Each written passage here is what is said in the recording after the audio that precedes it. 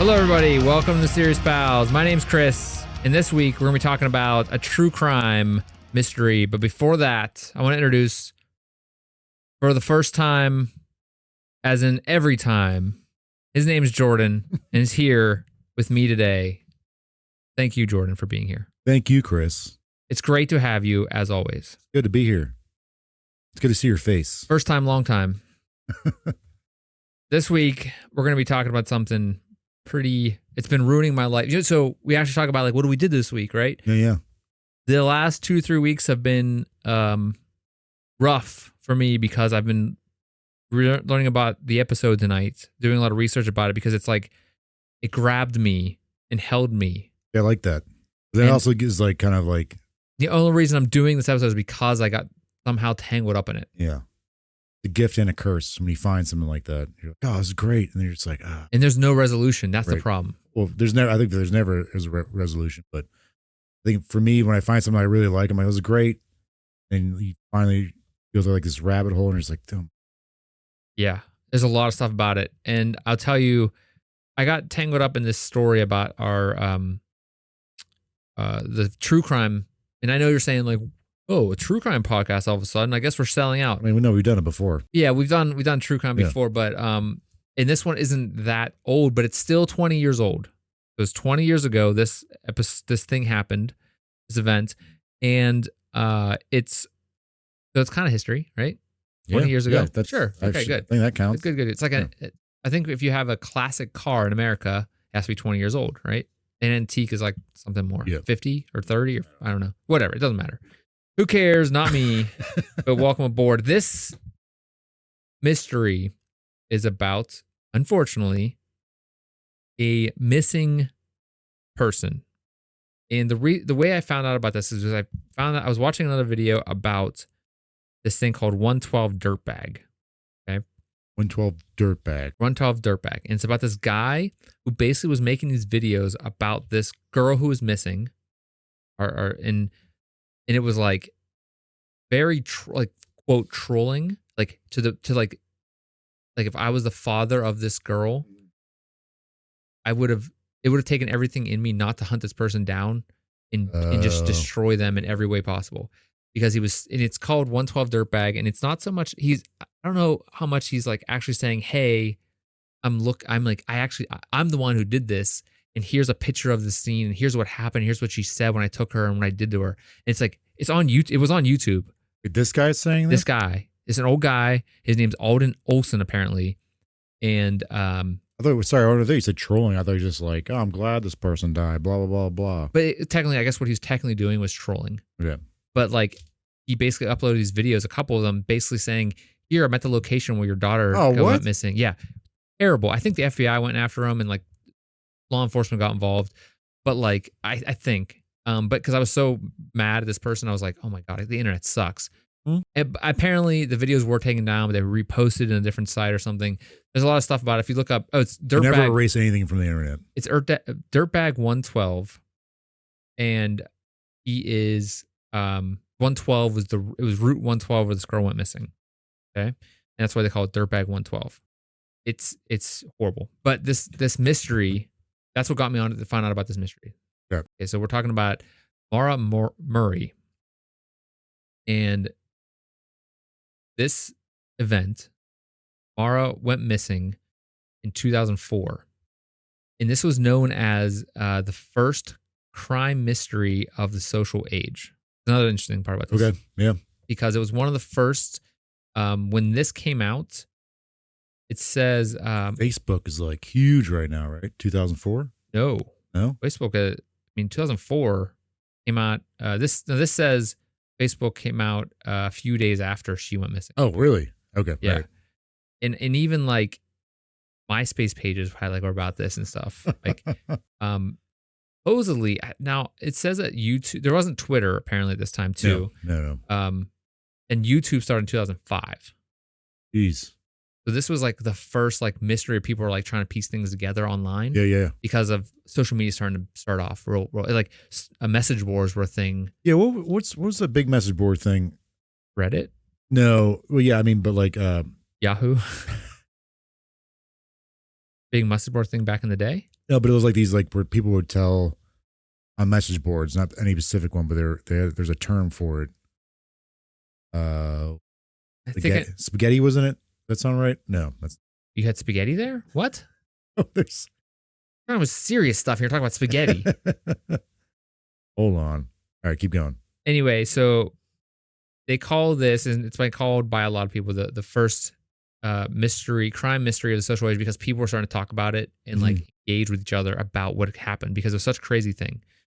There's a lot of stories out there about this. There's a lot of videos about this, and we're doing an episode on it because it's been a part of my life for the last couple weeks, and it's been crazy to try to figure out what the hell has gone on. And the great thing about it is, not the great thing about happened to this person, but like the great thing about this, the great thing, the bonus that we have for looking at this story 20 years after, there's so much stuff about it beginning. Okay. Being the social age aspect of it. Yeah. Like there's a lot of information out there. All right. So many things you can read about it. And that's what happens is you fall down a hole that's very deep, very sad. And actually this girl's sister just released a podcast, I think last year, maybe this year. I get a chance to listen to it. Really, I started listening to it. It's her sister's talking about it. Okay. What actually happened, because there's so much misinformation out there. But what were you going to say? For some reason, copy pasta, but I don't think that's right. Well, creepypasta is the thing. Creepypasta. That's like a video thing. Oh, all right. Creepypasta is like Is that where Slender Man came from? I think so. He's also in a game. Yeah, well, yeah. But like, creepypasta is a thing where like a video person makes a video. It's like creepy. I think is how that works. That makes sense because. But it's like not real technically. Yeah. Okay, so 20 years ago, Maura Murray went missing. And we're going to go through the whole story about what happened. And before I get started, trigger warning is about a young woman who goes missing, possibly murdered, disappeared. We don't know. A lot of terrible things could have happened to her. We're just saying there's a lot of great resources out there about this. A lot of stories have been written about this, documentaries. It's crazy. And this is what's like, just even look, like I found myself the other day looking at maps of this area and being like, okay, what happened here? What direction could she have gone? What could have happened here? Who could have picked her up? Like, it's just crazy. And I'll go into that more. Was it like that, the one scene from It's All Sunny? Was all like strings. The red strings. Yeah. And like attacks. It wasn't that bad because I don't have anything to tack anything to in this. Like, I tack them to my TV and I'm like, So Maura Murray was born on May 4th, 1982 in Hanson, Massachusetts. She was the fourth child of her family, and she was known for academic excellence and being a really good athlete. Okay, so kind of grew up. Don't know anything about that. Kind of grew up normal life, suburban life in Massachusetts. In high school, she excelled and academically and athletically, and earned a scholarship to West Point, which is United States Military Academy. Yeah. Pretty prestigious. Yeah. She did go there, but she left the academy sophomore year, transferring to University of Massachusetts Amherst, UMass, call it, to pursue her nursing degree. She also, at the time, while at UMass, was working 2 jobs to support herself. Jeez. And we're talking like early 2000s, right? Which is when we were in college. I graduated, technically. Sure. We'll just say that. Yeah, you're right. Yeah. So in November 2003, 3 months before she disappeared, Maura admitted to using a stolen credit card to order food from several restaurants, including one from a place in Hadley, Massachusetts. Charges, however, were postponed in December of that year to be dismissed after 3 months good behavior. So she was on kind of like not so much probation, but kind of, I guess. Yeah. But so the reason I'm bringing this up, because we're trying to build a like profile of what she was going on in her life. We're trying to look at like, she had this going on, like, could this have attributed to her doing these things or led to her being taken or disappeared, or her mindset of when you find out what happens to her and what was going on when she left or disappeared, we're like, what's going on? Like, that's why the story is so crazy. There's so many different aspects of things that are happening. Like, how did police not figure this out? It's crazy. All right, so we're going to go through a timeline. On February 5th, 2004, Maura was working a late shift at her campus security job when she received a phone call from her sister, Kathleen. I believe Kathleen is the one that did the podcast. Okay. I think. I'm trying to, there's a lot of jumbling things in my brain about this whole. So in the phone call, the two of them, Kathleen and Maura, discussed the relationship problems she was having with Kathleen's fiance. Around 10:30 p.m., she was still on her shift. Maura broke down in tears. Okay. Her supervisor found her at her desk, completely zoned out, unresponsive, like just kind of like in a thing. Yeah. Something was going on. Yeah. She was definitely preoccupied with something. Something was happening. So he was concerned. He escorted her back to her dorm around 1:20 p.m. Right? 1:20 a.m. Sorry. When asked what was wrong, she uttered 2 words to the supervisor. She said, "My sister." That was on record.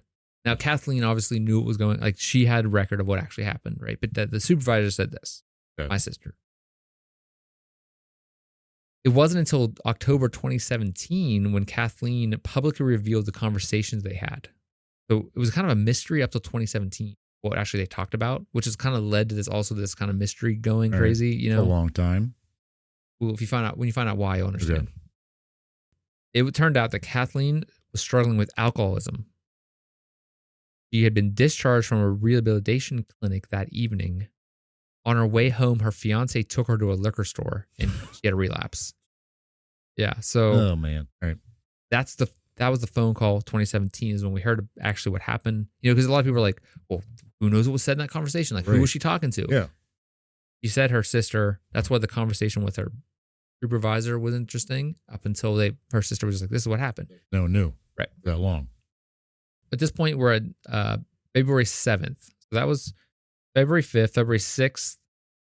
She, at 1:20 a.m., she was back in her dorm. February 7th, 2 days before she disappeared, her father, Fred, arrived in Amherst to visit Maura. After dinner, Maura dropped her father off at his motel room and borrowed his Toyota Corolla, returned to campus for a party. He arrived at 10:30 p.m. At 2:30 a.m. on Sunday, February 8th, she left the party, and at 3:30 a.m., she was en route to her father's motel, and she struck a guardrail in Hadley, Massachusetts. At that point, she was driven to her father's motel and stayed in his room the rest of the morning. Okay, so she hit a guardrail. Father's not really said why or how, I guess. I mean, they're drinking. We don't know. I'm gonna take a sip right now, though. At this point, we don't know, though, because this doesn't have anything to do with her actually disappearing, other than the fact that she got into a car accident. Right, yeah. No, we don't know, like, if she was drunk. It wasn't on record. They didn't arrest her for being drunk, so. Right. At 4:49 a.m., there was a cell phone call placed to her boyfriend from Fred's phone. She called her boyfriend from his phone at 4:40 a.m. that morning after the accident. Called his boyfriend from his phone? Right. Because her phone may have been in the car, it may have been dead, whatever. Maybe she didn't have a charger. The participants and content of the phone call remain unknown, I guess because was it her who answered what happened during that call? They did talk to her boyfriend. The next morning, Fred rented a car and dropped Maura off at UMass and went to Connecticut. At 11:30 p.m. that night, so on February 8th, he called Maura to remind her to obtain accident forms from the Massachusetts Registry of Motor Vehicles from the accident she had. They agreed to talk again Monday night to discuss the forms to fill out the insurance claim via phone. So her father's in Connecticut. Yeah. This is Monday night. They were going to talk again on Monday night, which would have been February 8th. It's 9th. Okay. They were going to talk so that morning, February 9th.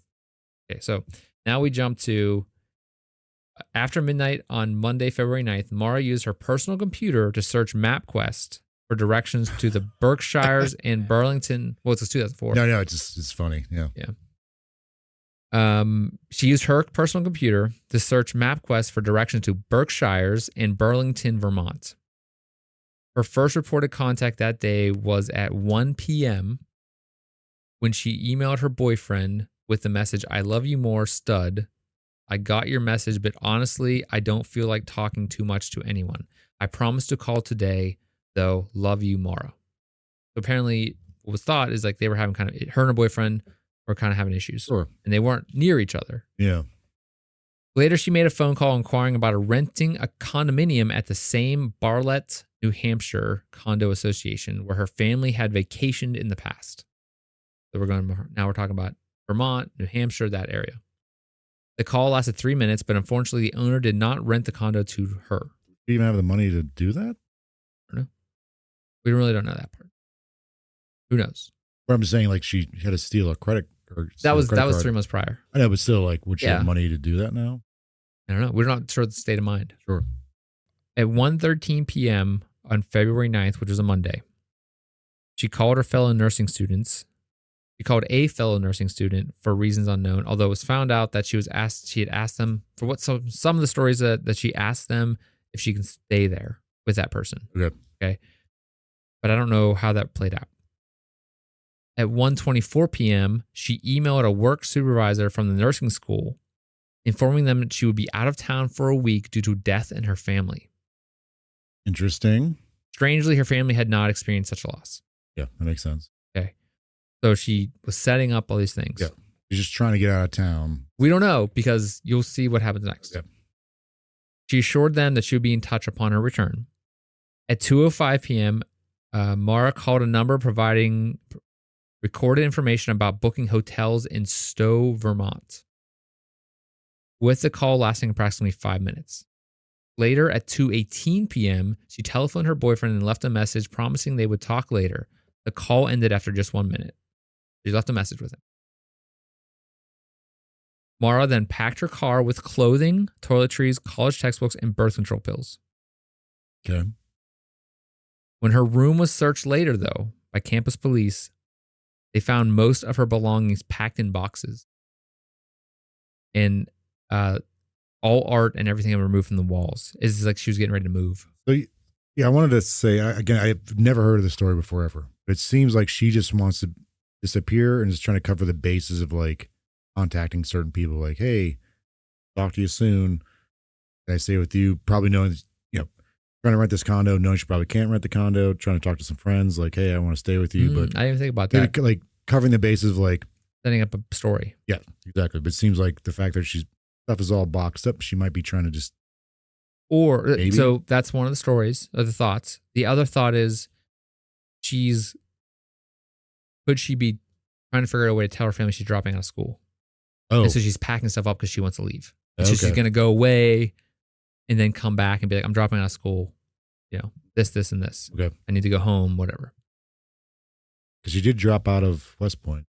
Right. And then went directly to UMass. Right. Which happens a lot. No, people are always dropping out of school. nothing wrong with that. I mean, I'm sure West Point was tough. Yeah, I'm saying nothing wrong with that. I'm saying like maybe she's just still trying to figure out her way of what she wants to do with the rest of her life. Yeah. Which is totally understandable. We all did that. Yes, we did. But some say it's totally understandable, but maybe that's, like you said, that might be what's happening. Right. So it's unclear whether she packed them up that day or she had them packed prior. But the police believe that she packed them between Sunday night and Monday morning, so overnight. On top of the boxes lay a printed email to her boyfriend hinting the possible trouble in their relationship. The report. I don't know anything more than that. It's obviously premeditated.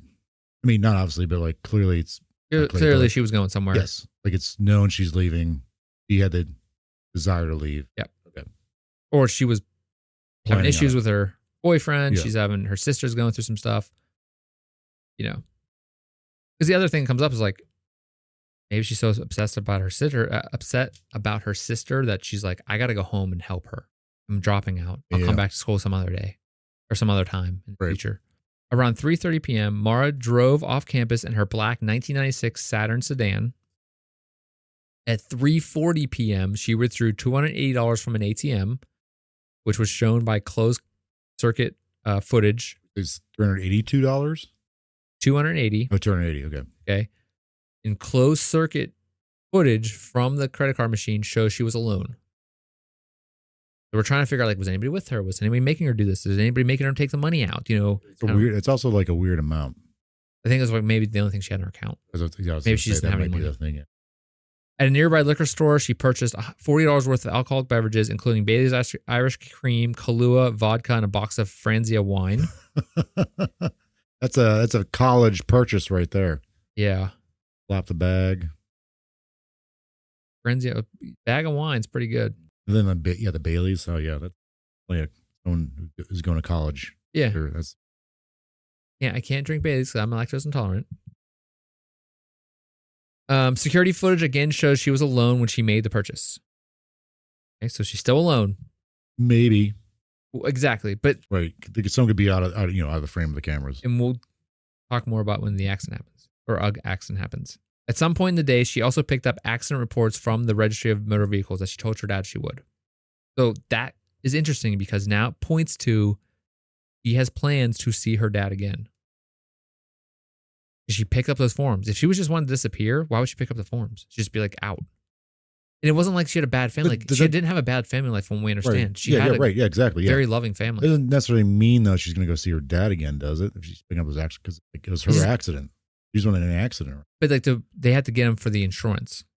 Right. So if she was worried about her dad and she was disappearing, she wouldn't have picked up the forms so that he could pick them up himself. Yeah. If she's picking up the forms, that means she has plans to see him again. Or just mail them to him.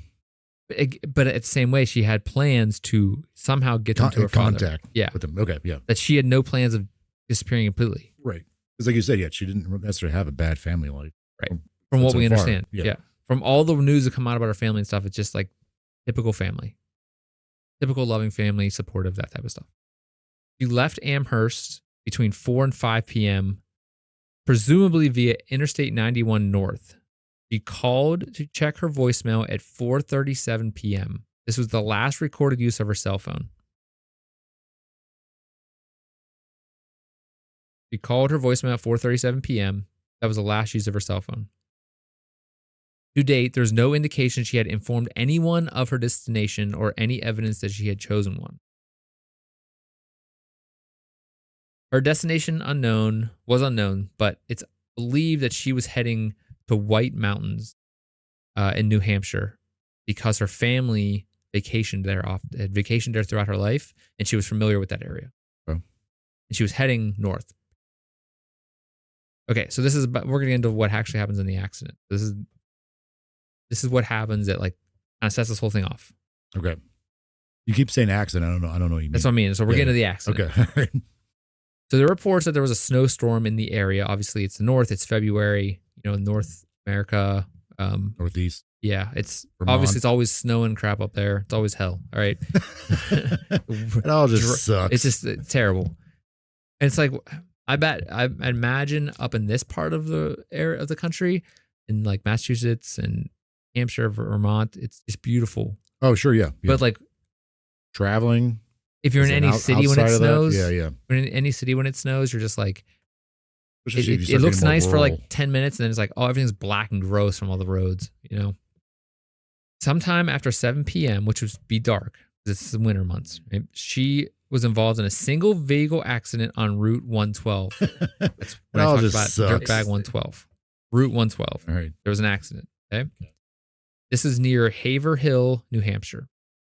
A local resident who lived near the accident reported she could see a car up against a snow bank along Route 112. The car was pointing west on the eastbound side of the road. The local woman reported the accident. So it was going the wrong way? Like it's facing the wrong way then? Car was pointed west on the eastbound side. So it's snowing. She hit an embankment. Maybe she spun around. That's what I'm saying. Yeah, she's facing the wrong way. Car is facing the wrong way at this point? Yes. I guess that makes sense. 2 and 2 equal 6. Yeah. All right. So this local woman who could see her out her window, she could see the area. She could see the car. Yeah. Okay? The local woman reported the car accident on the sharp curve adjacent to her home. She telephoned the Grafton County Sheriff's Department at 7:27 p.m. to report the accident. Another local resident, Butch Atwood, who was a bus driver, witnessed the accident, the aftermath of the accident, and stopped to offer help to Maura. Sorry, real quick. So she called the police at what? They called the police at what? 7:27. When was the last time she made a phone call? When she used her cell phone last? 4:37. 4:37. But it's not like not like we today have cell phones where we're like always talking to people and text messaging. No, and right, kind of yeah, crap. yeah. Like these are just for calling. Yes, yeah. I don't even know if you could text message on some phones. I mean, you could, but like You'd be charged for it. yeah, and like that wasn't even as big a thing. Like when no one's really using it. I had a cell phone in in this time, my high school when I went to college, and my parents were like, here's a cell phone so we could get a hold of you. And like I had like you could only call like we had minutes. Yes. So if you talk during peak Yeah. times, which was like before 9 p.m. or 7 p.m., you would use your minutes. And you ran out of minutes, you're out of phone time. Yep. Until off limits where you like could call and talk. After like 9 or something like that. Yeah, You like could something do that. stupid like Yeah. that. I remember like in college, I had to like wait to call my girlfriend at the time. Like, oh, I have to call you after this. And then like you text message, but it was like 10 cents every one you sent and 1 cent when you received one. So we'd always message like our friends and be like, go to hell. Cause we'd be like, he's like, I'm getting charged for this stuff. Stop it. Cause eventually some people get like, oh, you get 600 texts a month or something. Yeah. Remember that? Yep. It's so stupid. Thankfully all that So stuff's done. dumb. Yeah. But like, so like you get like 600 texts a month and that's it. I think that's how people start using like the acronyms for like texting too, right? Because you only text so much. Yes. So many words. Yep. Yeah. Weird times. Every dumb times.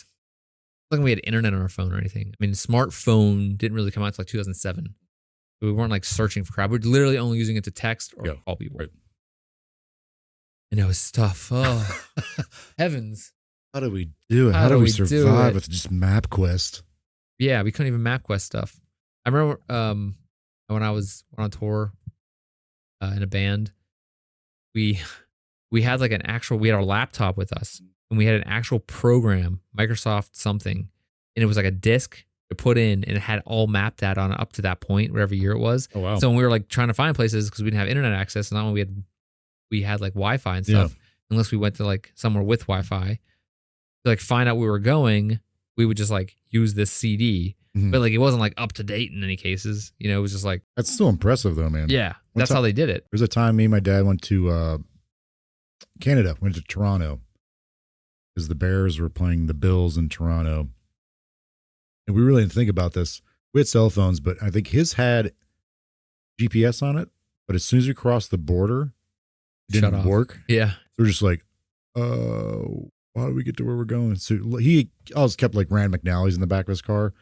We used to always use them like when we were growing up, do like family trips and like, he'd be like, hey, my mom or him would be like, pick a route you guys want us to take. And we're just like, I don't know. It was funny because they use this old, probably at this point outdated Rand McNally trying to figure out where we're going in Toronto. We eventually got where we're going, but it took us time to get there. Yeah, there's a whole like industry that was like printing out maps for people. Oh yeah. And then MapQuest came along and like, then you would like print out your own maps. You're like, crap, now I had a printer. Then you print out like all these pages. It's like, but they wouldn't tell you if there's like, not all the time, but a lot of times they wouldn't tell you if there's construction going on. or like a new road, old road, that yeah. type of thing. Yeah, that was wild, man. Yeah. Especially because you're like, oh crap, we do miss the exit. I don't even know. Yeah. Where's right. the paper? Yeah. Or you have like the big map. Mm. Like everyone was like AAA had like the triptychs where you like go by and they print out a whole thing of like, okay, you're gonna take this road. And it was like basically like a notebook that had like every road you take. Oh wow. And you like they'd highlight the road you're on. That thing. Yeah, like you had to be like I think my parents always did that for stuff. Like, Okay. oh, we're gonna go to Tripkick and you had to go pay for it, and they would like print out your entire route in like this big book. That's smart. And you'd fall. And obviously MapQuest, but like that entire industry is gone. Oh yeah. Like map makers are like, crap. Yeah. They're like, oh my god. What was the one big GPS like Tom something? TomTom. Yeah. You think it's still around anymore? I think someone bought them because they had all the data. Yeah. All right. Yeah. I mean, it's really weird when you get in a car and there's like one of those GPS things mounted. You're like, what the hell are you doing, man? Then you have a phone. And like now cars all have them built in and like their screens. Anyway. Back to this missing lady. Sorry. It's so crazy. We just have to like, it's so sad that you have to like, we got to like be funny about things because it's so sad. Like, it's just like, we can't. But you want to like make light too much light of the situation. I'm just saying like, no, I know what you're saying. The time and place, like the time of what was going on at this time, like to give context to like what we lived through and like the kind of instances of mapping back then. Yep. And this is a time when she probably didn't have GPS like that. Again. No, but that's the thing. Like she said that she's going to a familiar place that her family used to vacation. So she knows generally how to get there. Generally, like, and probably knows these roads pretty well. Well, maybe, but she wasn't from this. She's going from UMass Amherst to there, where usually she's going from Massachusetts, like where she was from. So yeah, the phone call was made. The lady that saw this happen.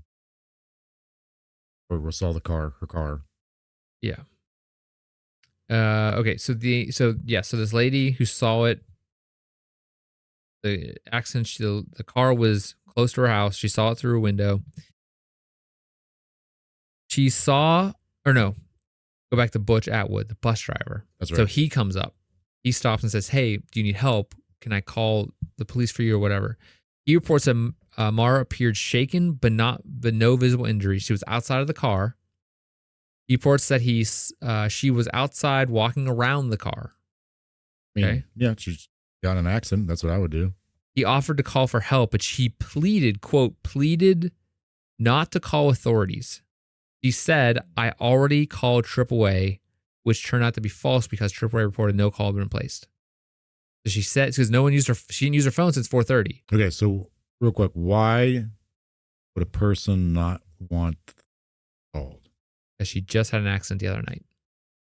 And then she didn't want her dad to know. She didn't want any of that stuff. Yes. And she probably didn't want him to know. He'd be like, where are you? Why are you there? Yeah. And she had to explain the whole story. Yep. She's probably thinking, maybe I can fix this myself. Yeah. Maybe I can go get the tow truck. Maybe I don't know. At this $280, I could pay someone off maybe.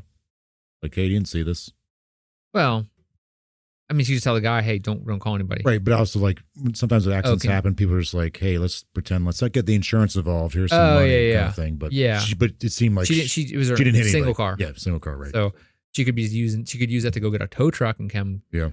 We're gonna go over why the car wouldn't work or why she was not in the car. Because there's other stories like she was locked out of the car, maybe type of thing. Again, going back to Butch Atwood, she pleaded not to call authorities. Mm-hmm. Okay, said she already called AAA, no call had been placed. However, Butch knew there was no cellular reception in the area. He knew right away that was a lie. He continued home and called the police. So he coming home, he's like, I gotta call the police because there's no cell phone. She's lied. I mean, that's a nice guy. Also, the woman who called the police originally. That's nice.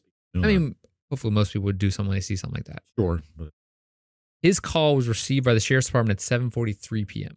So that one lady called at 7:27. His call was received at 7:43.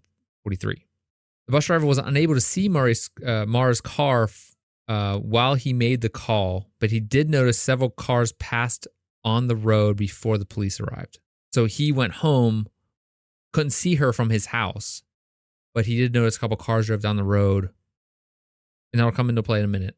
Later. So he lived in this area? He lived right around there. Right. This is a pretty rural area. I wasn't sure if this was like a school bus driver or like a... This is bus driver. Greyhound. Okay. So he must have been on his way home from work. From what I understand, again, there's a lot of details. Sure. A ton of resources out there to find out the answer to these questions. So he noticed a couple cars driving down the road. That's going to come into play in a minute. According to the official police log, an officer arrived on the scene at 7:46 p.m. and Maura was gone. Okay. So he made the call. Butch made the call at 7:43 p.m.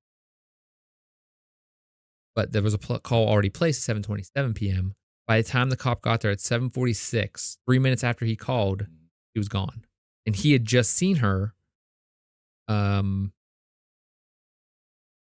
before 7:43. So probably I'd say a few minutes before, he already talked to her, maybe 10 minutes before or something, however long it took him to pull in his driveway and go in the house. And again, he knew there was no cell phone reception, so he knew she was lying about the phone call, apparently. All right, so now we're going to go into the investigation. So she's gone. Unfortunately, never to be seen again. We still to this day do not know where Maura is. Okay. She could be alive, dead, taken. We don't know. So the police found Maura's car locked with her belongings inside. There was a few things she took with it. So apparently there was a book bag she took or something like that. We'll go into that in a minute. The car had sustained damage, such as a cracked windshield, broken headlight, and the radiator had been pushed into the fan. All right. So locked. Cracked windshield. Right. That's why she couldn't drive it. Yeah. So it was undrivable because radiator was pushed into the fan. Yeah. Windshield was cracked and no headlight. Well, broken headlight on that side. And the airbags had deployed.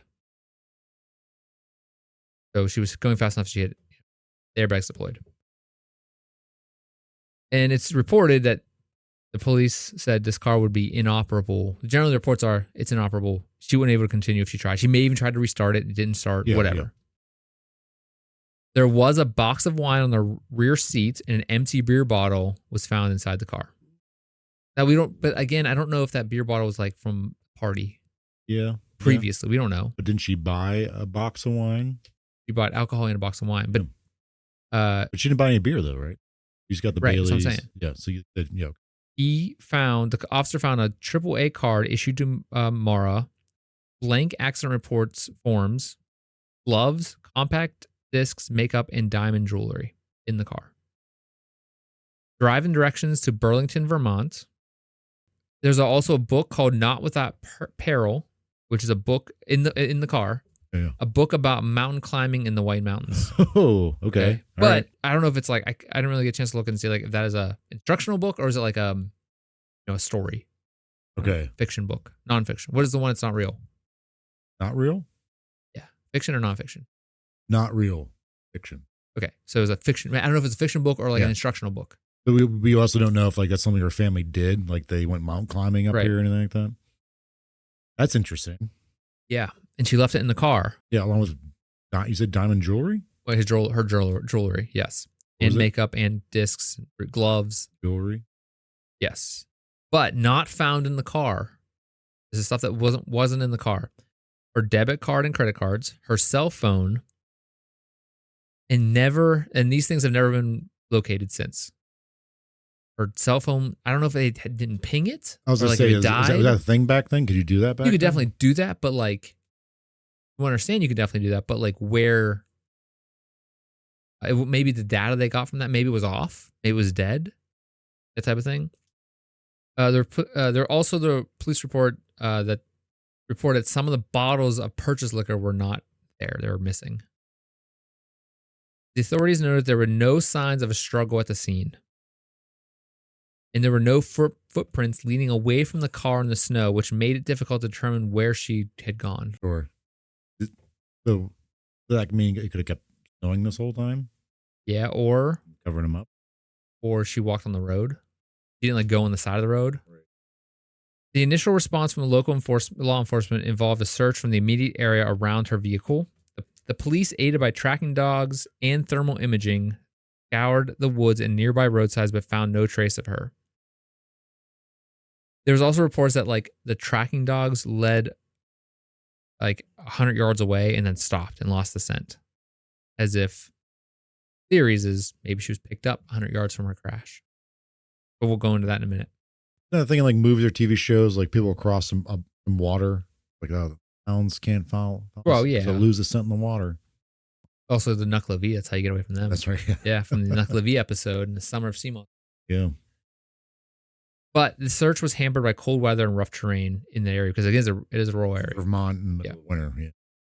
Despite these challenges, the police continued their efforts, interviewing residents and canvassing the area for potential witnesses or clues. As the days passed without any sign of Maura, investigation expanded. New Hampshire State Police and the FBI became involved, and the search area widened. Maura's family and friends also mobilized, distributing missing person flyers and organizing their own searches. Media coverage of the case grew. National news outlets picked it up, leading to a flood of tips and potential leads. However, the leads often led to dead ends, and the investigation struggled to make significant progress. So it's also like the reason I put that in there because like they're like plastering it. It's in the news. It's becoming a big news story around the United States. So like people, if they saw her, like people would see her. There'd be credible evidence to find her. Yeah. You know, like if we put out there more news sources, we could probably find her quicker, or like at least see anybody's seen her. Please tell us. Right. Her boyfriend was brought in quickly and like questioned by police along with her family, and like he was cleared of like not like it wasn't him. Obviously, the people were like, "Oh, it was the boyfriend. It was this," and a police had cleared these guys, and people still look into her boyfriend and say like, obviously he wasn't near her. Family's cleared, boyfriend's cleared. No tomfoolery there. Right.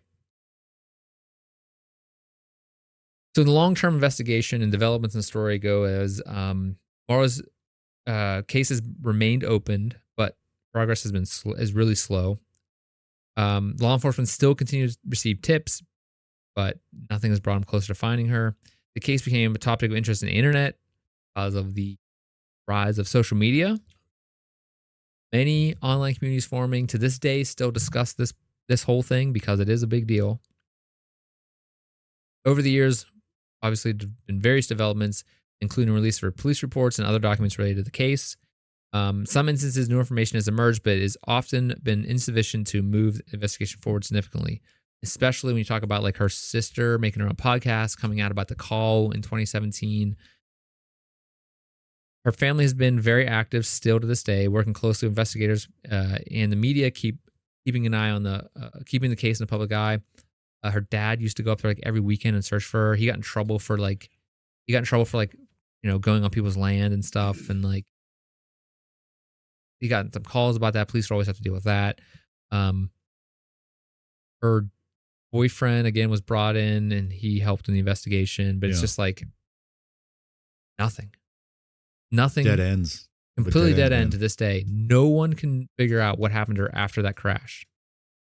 There have been lots of theories, obviously, but like searches of the area have been done by many, many people. There was a piece of fabric found in like a trail close to there or in general area, and they DNA tested it and it was like not her at all. Like a book bag was found and it wasn't her, you know. Oh, gee. It wasn't hers. Damn. All right, can I? Yeah, we're gonna go into theory. So why don't you give me a little? Yeah. So your thoughts. So let's surmise this real quick if we could. So he's in college, right? UMass nursing, dropped out of West Point, and nothing wrong with that. We've both. I've been dismissed from college many times. Her sister had a problem with alcoholism, right? Yeah, was in rehabilitation. Her sister's boyfriend, fiance, was like, here, alcohol. Well, he took her to. Who knows if he was like pushing on her? Yeah. Okay. Yeah. Fair enough. He may have been having problems with her boyfriend. May have been on the rocks. You know, yeah, it's a big maybe. She had packed up her stuff from her dorm room, right? In boxes. Yep. Everything was off the walls. She was in a previous accident with her father's car. A few days earlier. Her boyfriend was like, "Hey, you have to go get like paperwork for this." No, her father's. Her father said, "Hey, go pick up the paperwork. We'll talk about it. Fill out the forms for the insurance." Okay. You picked up the forms. Correct. On Monday, February 9th. Yep. Left. Went to the liquor store, right? Some Bailey's, box wine. Vodka. Vodka.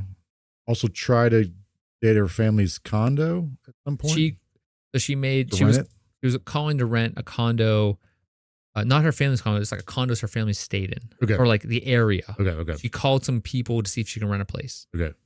Also contacted friends of hers from school, a fellow nursing student, to see if she could. Apparently, the story was, I'm not sure how true this is, that she asked if she could stay there. Okay.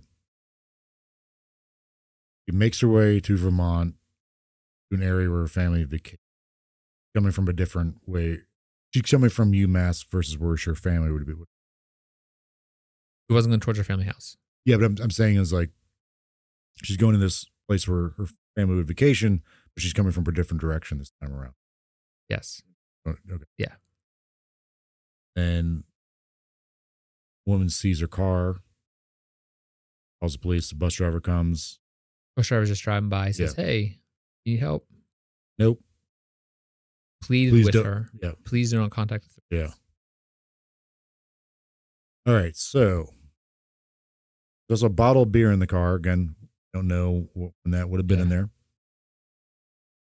But did they find alcohol in the car other than that bottle of beer? The box of wine was wine was in there. Apparently there's the reports that there was like red marks around the car, and it could have been like the wine. They found out it was like the wine. But then also they said that the wine damaged wine was in the car. Maybe it exploded and she got out and was like, crap, what the hell? You know, which makes sense because like the windshield was broken, radiator pushed back into the fan car. The bus driver didn't say anything about like, say anything like, oh, she's going to be intoxicated, just that she was Looking up. Yeah, she was seemed upset. Like circling the car. They didn't know if like maybe she was locked out of the car, maybe not. But that's right, because the car was locked. I think. Initially, and I hope this doesn't belittle the whole thing. I'm thinking maybe life just might have been catching up with her. Stuff was going on with her family. Maybe like someone's going on with her sister. Problem with alcoholism. Might have been on the rocks with her boyfriend. Left West Point. Went to UMass to start a new like trajectory. Yeah, she's changed career paths. She'd previously wrecked her dad's car, so maybe she's kind of like not in a good space right now. Right, like a lot of things are coming to head. Yeah, it's kind of overwhelming for her. So maybe she bought that alcohol. Maybe she's trying to escape for a little bit, get out of town, get out of Dodge, kind of clear her head, be alone for a minute to think things through. She may have been drinking as she was driving, maybe. And she might have hit something, maybe like hit something. There would have been evidence because I've hit deer, or deer have hit me. Yep. You can see like there's evidence of it. There's like hair. Well, she hit a snowbank because the lady. Snowbank, that's right. Maybe she just was slightly intoxicated. Or it was snowy night. It was a snowy night. Of course, yeah, it's Vermont, middle of winter. She might have been like, somewhat buzzed maybe, trying to get to her destination. And of course was shooken up after that because something was freaking out. Like, I can't have another accident reported. Yeah. Wreck another car. Yeah. Maybe she got out of the car. I was like, I'm going to lock the door because I have some valuables in here, but I want to kind of keep drinking because I'm stressing out. Or she was like, I need to walk and go get. Yeah. There's no cell phone signal, so I need to go walk to a service station. Exactly. And it kept snowing, and her footprints been covered. Froze to death. I think she's still. I mean, they would have found her if she froze to death. Maybe.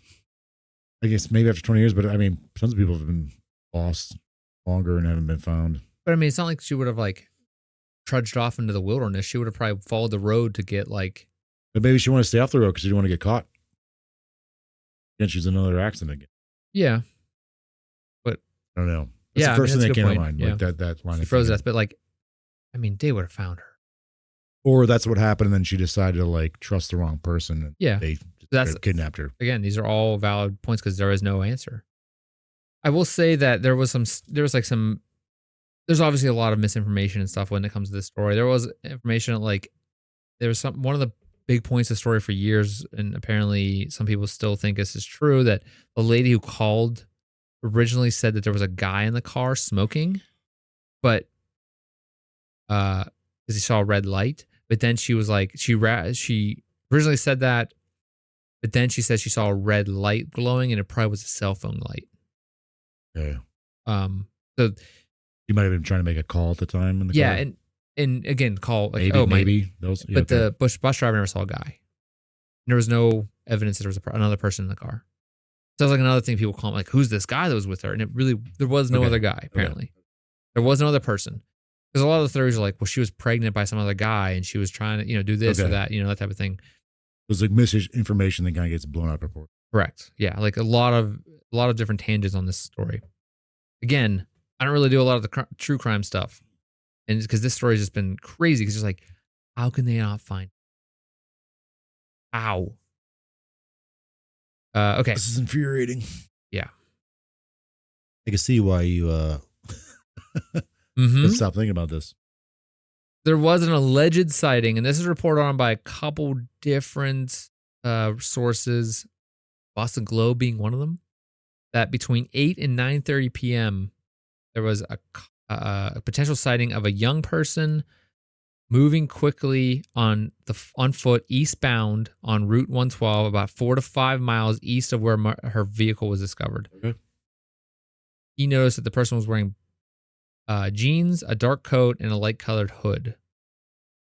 He did not report it to police immediately because he was talking about dates or something. Only discovering 3 months later that he spotted the young person the same night Maura had been missing. Because he was like going through work. Apparently, he was going through records of his like work tickets and was like, "Oh crap, that was that same night. That's the same." And trying to put that, but it could have been like any young person. That's the thing. Yeah, but walking on the side of the road, and the middle of winter. Yeah, I agree with you. I mean, I don't know what people do around there, but the responding officer and the bus driver drove around the area searching for her just before 8 p.m. EMS and a fire truck arrived on the scene. By 8:49, the car had been towed to a local garage. About 9:30, responding officer left. A rag believed to have been part of her emergency roadside kit was discovered stuffed in the Saturn's muffler pipe. I don't know about that one. Wait, what? Say that again? Apparently, reported on in Maura is Missing Part 2. It says that something from an emergency roadside kit was shoved in her muffler pipe. Yeah, okay. Sorry, I was thinking about like why they would tow it. Well, if there was no actual evidence of a crime. Correct. Being reported. And with all the information they had. So the thing that people keep pointing to, or people some point report to, is like, you towed the car, ruining evidence. Yeah, right. But like the car is still intact, so you can still look inside the car for the actual evidence. Where this gets weird is there was other murders or another missing person in the same area, same kind of age, almost like same thing. Around the same time too. Yeah. It was like, then you start going down the whole like serial killer, that's what happened, rabbit hole with that, which is very interesting, but that could be, totally coincidental too. Oh, okay. Vermont in March 2004, which was a month later, Brianna Matland in Vermont. 1 month after Maura, and under similar circumstances, with her car being found mysteriously abandoned. All right, I can see the correlation between that. Yeah, so she's still missing. Got girls too? Yeah. All right, well. That changes things. Okay, let's get into these theories here. So the first one is foul play. One of the most persistent theories is that Maura was the victim of foul play after a car accident on Route 112 in Woodsville, New Hampshire. Some believe that Maura was abducted by a stranger after she left the vehicle. Theory suggests that Maura might have accepted a ride from someone that she thought was trustworthy, or she was forcibly taken, like a crime of I call it crime of when it comes up and you're like, oh, they do it now, like it's convenience, maybe. Sure, yeah. The remote location in the dark, isolated environment cited as factors that could have made her vulnerable to an assailant. So just so happened this person was driving the street, was like, I'm going to take this girl. The wrong guy came across. Yeah. There's, however, no physical evidence, such signs of struggle or witnesses who saw Maura after the crash. Support this theory because, like, it is a rural area, so maybe gone. Yeah. Guy drives up, grabs her, but it seems like there's other cars that went down the street. It's not like it would happen instantly. Maybe, I don't know. It seems crazy. Yeah, I don't know what the traffic would be like around there. It'd be rare car goes down there every often, or constantly cars are going. No, it was this rural area, but the bus driver did say in that time since he got home there was a couple cars that went down the street. That's true. Yeah. Another angle on this theory is that someone local to the area may have encountered her. And investigators have looked into backgrounds of local residents and travelers, but no solid leads have emerged. There wasn't like, oh, this guy's the weirdo that we found doing this thing, so he's probably the one who took her. There was it's old man. Yeah. And the other thing is, she's a young 20-something athletic person. So it couldn't be some old guy rolling up on her. She'd be able to fight him off, probably. Yeah, I mean, maybe, like it depends on like how long she might have been walking out in the cold and was maybe somewhat intoxicated. Yeah, no. Or he pulled a gun on her and was like, get in the car. That's true too. Yeah. I have a gun. So. The other theory about foul play is the serial killer theory. Because of the proximity of her disappearance to another solved case, Brianna Matland, I said. No connection. Another solved case? The other unsolved case of Brianna Matland. However, no connection between Maura's disappearance and known serial killers have ever been substantiated by evidence. So, like, whenever they found other serial killers, they weren't like, oh, here's her clothes. That type of thing. Also, there hasn't been any discovered in that general region. Even though they say like, what's the kind of stat you see is like there's 5 serial killers active at any time in the United States. Think of that? Yeah, of course. But they also, then you said an area not pertaining to her, but like they found a piece of clothing and a backpack. Yeah, but it's like they found it on a trail that was close by, so maybe someone lost something on a trail. They were camping, like that type of thing. It's like so sure, yeah. Okay, I didn't think about that. Incidental type of stuff. Number 2, voluntary disappearance. So another widely discussed theory that Maura chose to disappear voluntarily, possibly to start a new life. Okay. And you brought this up. She had a lot of personal stuff going on. Yeah. But it all seemed like she's trying to check the boxes of like checking in with certain people. And her sister's going through some stuff. She wouldn't have just disappeared because her sister's going through stuff. She probably would want to go help her. I don't know. Maybe. Sources of this theory suggest that Maura was overwhelmed by personal problems, including her academic struggles, the recent breakup of her boyfriend, possibly, or issues with her boyfriend, legal issues involving the credit card fraud. Because, and think about this, maybe she thought if she got in trouble for wrecking the car, second car. Well, no, the first car, you had to stay under good behavior to stay out of trouble or stay out of jail or whatever, or serving time or anything. So this is like 2 wrecks. Alcohol's in the car. Could she be like, oh crap, I'm going to go to jail or I'm going to get in trouble for this because I was supposed to be good for 3 months. Yeah, so that was in December. She had to stay good till March. It's theorized that these stressors may have driven her to escape her current life. The fact that she withdrew money, emailed her professors about a family emergency, packed her car, it's just she may have been planning to leave for an extended period. So that's what I think makes. So maybe if this was a plan, like I'm getting away, getting out of this for a long term thing. I think she's like checking all those boxes. Dad, I'll see you. Yeah, I'll get to go get his papers, but she's also packing belongings at the same time, like checking all those boxes. If something happens to me, to look one way, but I'm doing this thing to like totally different. This doesn't seem like in her personality, from what I understand from all the research, that she would want to disappear. Fair enough. She may have wanted to get away for a little bit by herself and clear her head. I think that's more likely. But like, not just totally disappear. Yeah.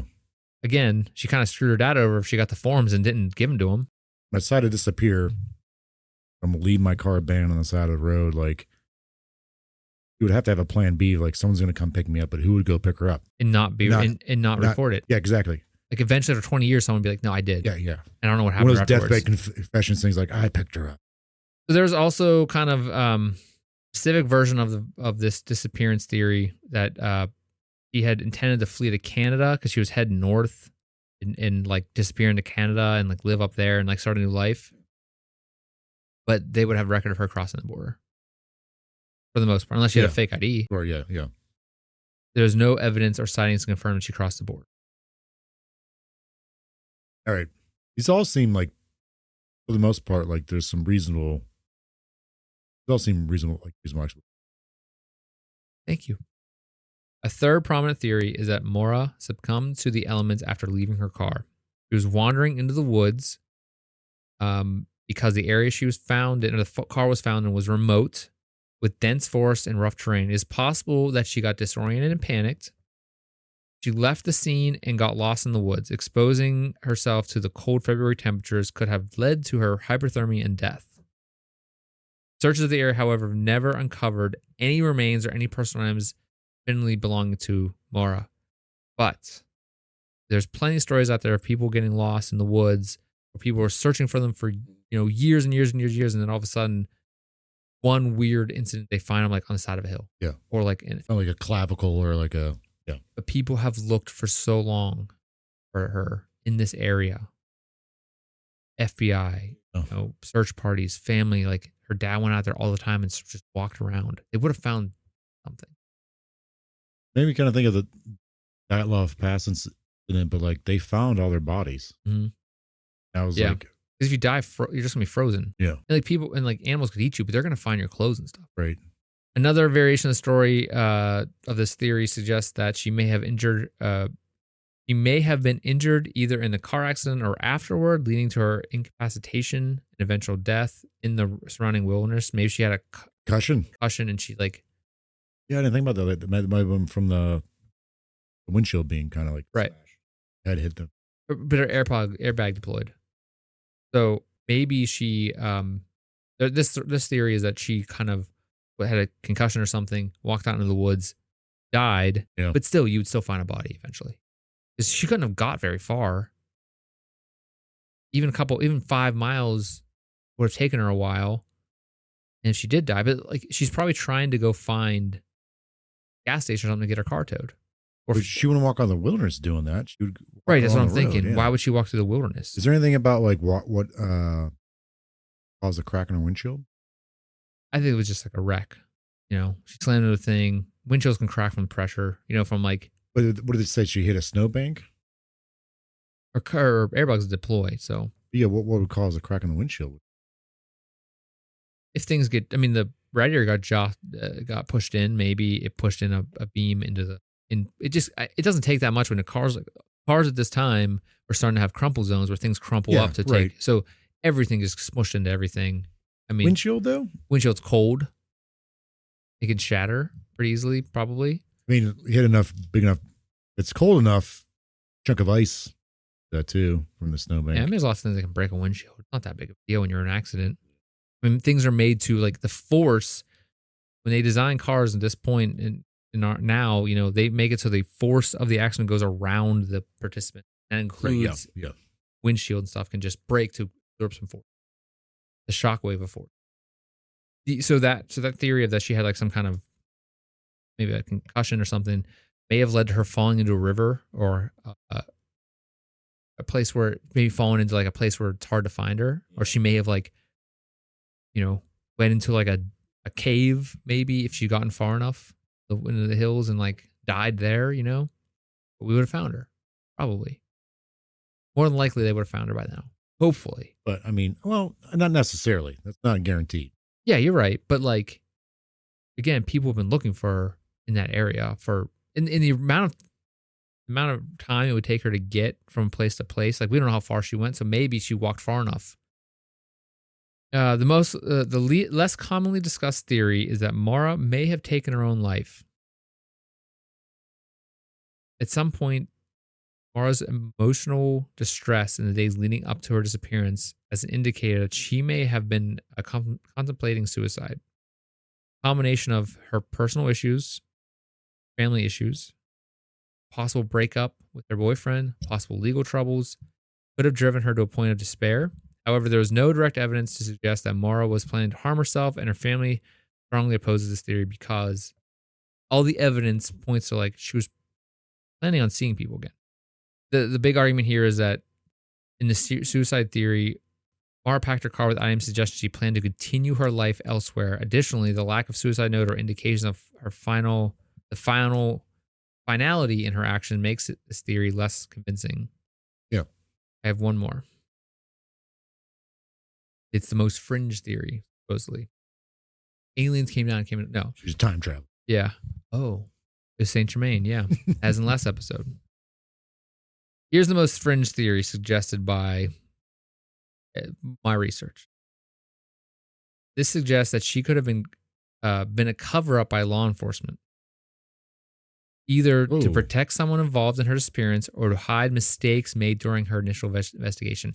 And I think at this point, at the time of this recording, her father had this year or last year sued investigators or sued the police department for basically screwing things up. Okay. Like fumbling it. Towing the car. Maybe. I'm saying like general, like everything they did, there was problems. So critics of the investigation have pointed to inconsistencies in the police reports, the delay in issuing a public alert about her disappearance, and the handling of certain evidence as possible indicators of a cover-up.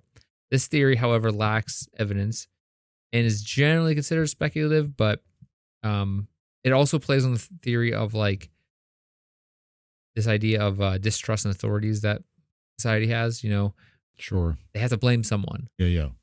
So it's very well known that her family is frustrated with the case, particularly her father. very frustrated with the way it was handled, how it's been handled, how it's still handled. This has fueled a lot of speculation that something was amiss in the way the case was handled. Fred's legal battles with New Hampshire authorities to obtain information about the investigation has contributed to this theory. So he's like battling about like, give me this. Like, what about Vermont authority? It's because it happened. The wreck was in. It was in Vermont. He was heading towards Vermont. Oh, sorry. Okay. I think like that's like it's bound to happen. It goes on, something like this goes on long with family member of someone who's missing or deceased. And the authorities like they have to blame someone. Yeah, they're trying to do everything possible, any legal action they can. Yeah, I think like I'm not saying either side's wrong or right, but like it's going on that long. Like someone's gonna be like, okay, someone needs to be blamed for this. You know. The other thing you have to think about is like investigators have to hide a lot of details, the information they have, so that when something comes up, they can easily say, we know this thing, this person knows this thing, then we know that they're involved. Yeah. But if they don't know this thing, then we know this crucial evidence that we have, we can't tell anybody because then people will come out of the woodwork. Yes, yeah. That's the other thing is maybe he was, I think what happens with investigations like this is the family have to sue, cause that people would actually release that, have a judge release the information so that they can use it with private investigators and stuff. And so it's probably one of those things where it's more like we have to do this legally because investigators, maybe they don't really, they deal with it so much. They're like, look, we understand the way you get this stuff out. I'll lose my job if I give you this information. Of course, yeah. So like you have to sue us or you have to get a good judge to let me get rid of it. Ruin potential leads too. Like, right. Like, cause then a person can flee, that type of thing. And I don't know anything about this area. Haverhill, New Hampshire. So this is speculation. Maybe they're not used to dealing with things like this, that area. So maybe they might have, I'm not playing devil's advocate, maybe they might have botched some of this, perhaps because of that. But again, very speculation. They're not used to handling certain like cases like that. Right. I don't know out there. I don't know anything about these people. This town. And again, I mentioned Dirtbag 112, who basically made videos, was like taunting his family, being like, I have your daughter. This is what happened to her. This is what I did with her. That type of stuff. Forgot about that guy. But yeah, what happened with him? That's a great question. I can't remember off the top of my head. He locked up or is he? Can't remember. Something has happened. You can go behind that whole like facade of like, oh, I'm just making content. That's what happened. I basically think that's what happened. Yeah, that type of thing is. I mean, it happens. Apparently, happens all the time. I'm sure it does. Sure, it does. And it's like the video he has is this. Oh, I have to show you this. Maybe I'll post it online. This is the video. Like, this is what the video looks like. This is the guy. That's the guy doing it. Yeah, he looks like he's. That's the guy that's in the video talking. He looks like a pedophile. That's the best way to put it. And he's laughing about it. Oh my God. So you said earlier, before we start getting all this, if you were the dad of this person. Oh, I would have hunted him down. Yes. And made sure it was very, very bad. Dude, that would. Yeah, it's like that type of person. Like, I guess, then I'll be in jail. That type of thing. I know you said that like that some of these videos were taken down. Was this guy, do you know if this guy was ever like yeah, he was definitely investigated? Yes. And I think he actually got in trouble and stuff. But I think his name's I assume there's no like direct evidence of him having involvement with any of this stuff. Like, I can't remember the whole story, but I think. Yeah, I just want to hit that guy's face. So here's a backstory from what I can find about him. Punchable face. So he created his channel in February 2011. 7 years. And it was called Happy Anniversary. Yeah. Oh my God. And he was consisting of him laughing and winking for the entire video. Man, if I was girl's dad, I would just lay awake at night just thinking about all the horrible things I'd be doing to this guy. So I guess a lot of what they found is they have a name for him. Dirtbag. Like the guy's real name. And he's just an internet troll. And he was actually not involved in the case, and he only created attention. And I guess the FBI did follow up with him. So this type of thing is just like, what is wrong with you? This thing. And apparently he updated like other videos. He had other videos too. And it's just terrible. So if you want to really hate someone, go look up this Dirtbag 112 story. So what I've found is like the story why the guy was called Dirtbag 112 or 112 Dirtbag is because the father in all interviews would say this dirtbag on Route 112. Like would say would just say that and the guy took it. Definition of a troll right there. Yeah. What do you think? So I don't think she went to go commit. Oh, so hear about this. So the police investigated the guy that made the video, and he also uploaded other videos saying that he did it, or like basically alluding to the fact. And then when they asked him about it and looked into him, he said he was doing it to spread awareness for the case, which I'm sorry, it did. Yeah. Like in 2011, it definitely did. Gross way. If you look, but that's like a lot of this goes back to this. Like it's like these connections of like people are talking about how creepy this guy is, and like that's like whoa, okay, yeah. If you're trying to make like this weird marketing campaign, yes, you did. But like, did you have to jerk way? All right. So what I think is, I think he had problems. A lot of things going on. Like everything was kind of happening at once in the last few months. And the reason why she was leaving was because like she had to get away, had all this stuff going on, but had to be the reason why she said she had already called AAA and stuff like that was because she had just had another accident. Didn't want to get in trouble. She's supposed to be on, didn't want to go on, like go to jail or whatever they was going to do to her for those legal issues. And that's why she was trying to walk to find a gas station or someone to tow her car. Right. I don't think she's the kind of person that would just walk off and be like, I'm going to go walk into the woods. Yeah. The fact also she's trying to go somewhere familiar to her. She's on her way to somewhere familiar. Why would she do that if she's trying to completely escape permanently? If the fact that like kind of thing, all this stuff is being packed up in her apartment. And in February, school's not over yet. Semester's not over. Yeah. So she's packing up all the stuff in her place, her dorm, whatever. She has to be something else going on. Like she wants to leave school. So she's getting away to like, I got to figure out how to like tell my parents this. I got to figure out what I actually want to do. Do I want to leave school? Do I want to stay? Yeah. Get kicked out of the dorm for some reason. That type of thing always comes up. But I think what actually happened to her after the accident is you had to have gotten abducted. Just a wrong place, wrong time. Crime of wrong like person came along. Yeah, like only a few cars drove down the road, apparently, based on what the bus driver said after he arrived home. I wonder if he saw one come back or was it just the road cars going this one way? Oh, right, yeah. Did one turn around and come back? Circled around, yeah. Did she start walking? Oh, I guess the other thing was that she started walking, walked away, and then did someone pick her up like a mile or two away? Like, oh, let me give you a ride, and then just murder her? Yeah. Because the other thing you have to think is the cop had to come one way on the road. So did she walk the opposite way that the cop came? Because the cop would have seen her, I would think, and be like, oh yeah, I saw a girl walking back there a mile in the middle of the snow. Or, because it was not too long after the bus driver. There's only a few minutes between the bus driver. It was only like 3 minutes, wasn't it? Something like that. Or he arrived home and he called then. That's okay, yeah. The police showed up at 7:46. He arrived home at 7:43, or put his call in at 7:43, but he saw her at 7:30 something. Yeah. There's only like a 10-minute window. So she walked away and the police were already on the way. They would have seen someone walk down the road, I'd imagine. In a rural area, a cop would have noticed that. Wasn't there a report of someone seeing like 5 miles away? There was that contractor that saw 4 to 5 miles from the incident. Supposedly he saw a younger person walking.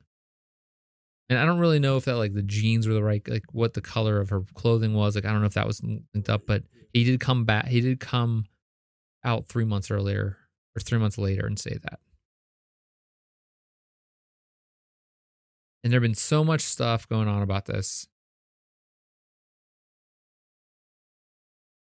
because of, just like the crazy issues of like, she just disappeared instantly. Within a few minutes, she was gone. What way did she go? If she would have walked through the fields, the cops looked around. They didn't see any footprints going off in any of the area. Didn't you say it was also like pretty forested too, though? Yeah, but they would have seen. I would imagine they would have seen footprints going off on the side of the road where there wouldn't be a floor. Yeah. So I think she just had to have getting picked up. The dogs followed her to 100 yards away from the car, supposedly. Yeah. And then it stopped, which investigators were like, well, she got picked up. They don't just stop. Yeah. You know? Right. But it's still so crazy that someone can get taken. Maybe she fell in love with that person. They're just living. I hope to God she's just living somewhere else. Hey, I got $280. Let's just run away together. That person's just like, yeah, I'm getting out of town too. Let's do this. Yeah. So one last thing, I'm gonna get your live reaction. If I can get this. Okay. So this is. That's like heavily forested. Right. So here's a better image. So that's what I picture because Vermont. This is a better image. Here's a kern. Here's the houses though. There's houses. That little like kablooey thing is where she car was. Yep. Okay. Is this where the woman called from? That house? I'm guessing right there. Supposedly it's like one of these houses. Okay. So they saw it from out her window. So I'm wondering, did she walk this way and the cop came from that side? I don't know. You could also like walk back there into the woods, but why? She doesn't seem smart. She seems smart enough that she wouldn't just walk into the woods randomly, unless she was trying to hide. Yeah, hide out and like I'll find a long way around to stay off the road because again, like she's trying to not get caught for an accident. Well, that's it. That's all we got, Jordan. Thank you for being here. Thanks for that, Chris. Did I just ruin your next few weeks? You're going to be looking to this crap, reading every Reddit about it and all this stuff. Like, it's just, there's so many outlandish theories. It's just crazy. Yeah, I wonder, like, how often do you think stuff like this happens? I think it happens all the time.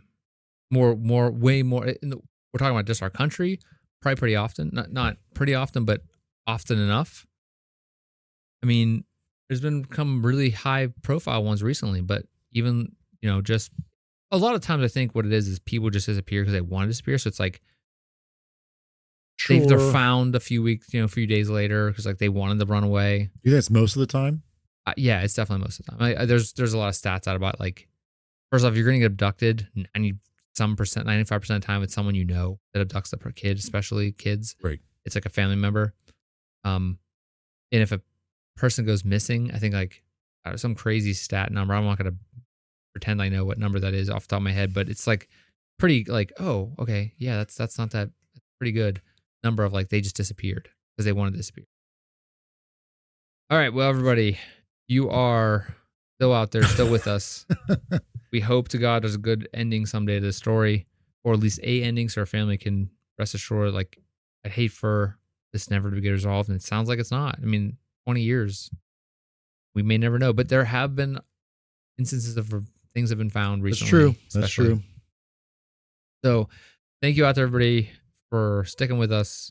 If you are listening, please give us a like or follow on any podcast platform that you choose. If you're watching, you can also listen to us. If you're watching on YouTube, please give us a subscribe, leave a comment.